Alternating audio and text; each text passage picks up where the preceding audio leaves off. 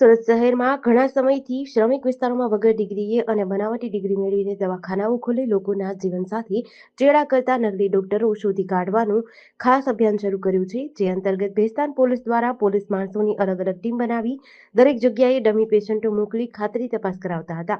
જોકે આ સાથે પોલીસ માણસો અને મુખ્ય જિલ્લા આરોગ્ય અધિકારી જિલ્લા પંચાયત સુરતની ટીમના સભ્યોને સાથે રાખી ટીમના માણસો દ્વારા ભેસ્તાન પોલીસ સ્ટેશન વિસ્તારમાં ચેકિંગ હાથ ધરતા 22 તબીબોને ચેક કરતા તેમાંથી કુલ 4 બોગસ તબીબો ક્લિનિકો ખોલી આવી પ્રવૃત્તિ કરતા હતા. બોગસ તબીબોને શોધી તથા તેમના ક્લિનિકમાંથી અલગ અલગ પ્રકારની દવાઓ, ઇન્જેક્શન, સિરપ, મોબાઈલ 4 કુલ મળી 26,802 ની મત્તાનો મુદ્દામાલ કબજે કરી કાયદેસરની કાર્યવાહી હાથ ધરી છે. મોહમ્મદ જાવેદ, મોહમ્મદ ઇન્દુ શેખ, વિવેકાનંદ, વિજય કૃષ્ણા બિસ્વાલ, મોહમ્મદ લતીફ, મોહમ્મદ રજા અંસારી, મલય મોહનીશ બિસ્વાસને પકડી પાડ્યા છે.